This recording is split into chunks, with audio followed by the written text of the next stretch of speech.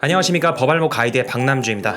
유튜브뿐만 아니라 배달 앱에 남긴 리뷰 댓글이나 네이버 블로그에 올린 리뷰들 갖고 고소를 당하는 사례들이 많이 발생하고 있습니다. 예를 들어서 튀기다만 닭이 왔다, 아니면 이 장비는 무슨 기능이 구리다 같은 것들이죠.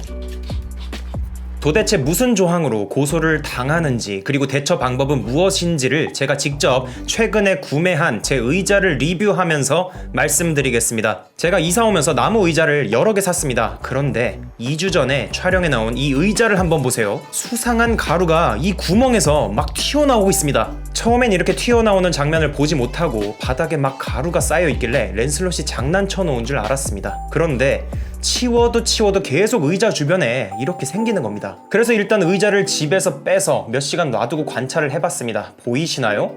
엄청나게 쌓였죠? 이유가 뭔지 진짜 궁금했습니다. 그래서 검색을 했는데 잘 안 나오더라고요. 그래서 인테리어 전문가에게 좀 물어보니까 이렇게 생긴 벌레 새끼가 안에서 갉아먹고 나무를 저렇게 고운 가루로 만들어서 배출을 한다는 겁니다. 여기서 중요한 점은 이 벌레놈들이 퍼져서 온갖 나무 가구들로 이루어진 제가 새로 이사온 이 집을 해칠 수도 있다는 것입니다. 그래서 당장 이 의자를 포함해서 그날 같이 배송된 모든 의자를 다 교환해달라고 했는데, 처음엔 빨리 해결해준다고 하더니 2주가 지났는데도 아직도 교환을 안 해줍니다.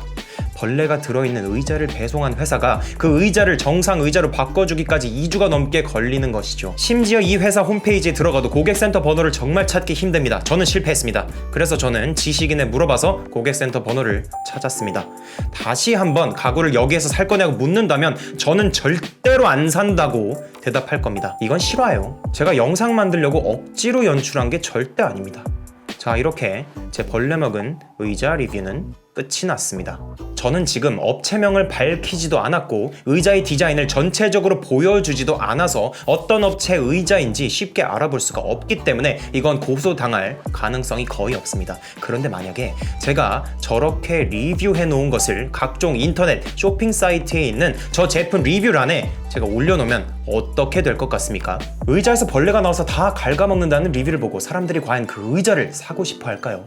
그리고 세워라 내워라 고객 불만 응대 속도를 보고 이 업체에서 과연 뭔가를 사고 싶어 할까요? 당연히 살 마음도 없어질 것이고 그 업체 제품 자체에 대한 신뢰도도 떨어지고 판매량도 떨어질 것입니다. 그러면 제가 업무 방해 및 명예훼손으로 고소를 당할까요? 매출에 피해를 줬으니까요. 많은 수의 업체들이 이런 식으로 자기들 제품에 부정적인 리뷰를 하는 블로거나 유튜버를 상대로 글이나 영상을 내리지 않으면 법적인 조치를 취하겠다는 그런 말을 하고 있습니다. 그리고 실제로 고소당하신 분들도 있고요. 일단 뭘로 고소를 당하고 있는지 알려드리겠습니다. 첫 번째는 형법 제314조 업무방해입니다. 허위의 사실, 기타 위계로 신용을 떨어뜨리거나 위력으로서 업무를 방해한 자는 5년 이하의 징역 또는 1,500만 원 이하의 벌금에 처하는 그런 조항입니다. 이 조항에 의해서 처벌받지 않으려면 어떻게 해야겠습니까? 매우 간단합니다. 허위의 사실을 유포하지 않으면 되는 겁니다. 그러니까 자신이 직접 경험한 그대로 사실만을 말한다면 이 업무 방해죄는 성립하지 않는 것이죠. 이 제품은 벌레를 옵션으로 달고 왔다, 의자를 교환해주는데 지금 2주가 넘게 걸리고 있다, 이런 거 사실이잖아요. 이런 걸 말한다 그래서 업무 방해죄로 처벌받지는 않는다는 겁니다. 쉽죠? 만약 본인이 사실만을 말했는데 업무 방해죄로 고소를 한다 그러면 이렇게 해주시면 됩니다. 그 다음은 명예훼손 문제인데, 댓글이든 영상이든 포스트이든 대부분 정보통신망을 이용하는 것이기 때문에 정보통신망법 제70조를 보셔야 합니다. 이거 보시면 업무방해죄와는 다른 점이 있습니다.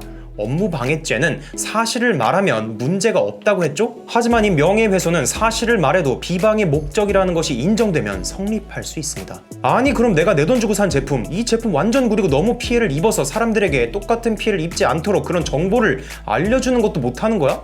라고 생각이 드실 겁니다. 그리고 업주분들도 이 조항을 믿고 고소를 하는 것이겠죠. 그러나 대법원 판례를 보면 현실은 이 조항, 이 글자 그대로와는 조금 다르다는 것을 알 수가 있습니다. 지금 이 판례에 여러분들이 알고 싶으신 모든 것들이 들어있다고 생각됩니다. 판례가 길기 때문에 제가 간단히 요약을 해보자면, 인터넷을 통한 물품 및 서비스에 대한 정보 교환의 필요성이 크기 때문에 사업자에게 불리한 글을 게시하는 행위가 비방의 목적인지는 더욱더 신중하게 판단해야 한다. 그리고 이용한 모든 사람이 만족할 수는 없으므로 영리 목적으로 서비스를 제공하는 사람은 불만이 있는 소비자들을 어느 정도 수인하여야 한다. 또한 인터넷 이용자들의 자유로운 정보 및 의견 교환에 따른 이익은 공익을 위한 것이므로 큰 가치를 지닌다.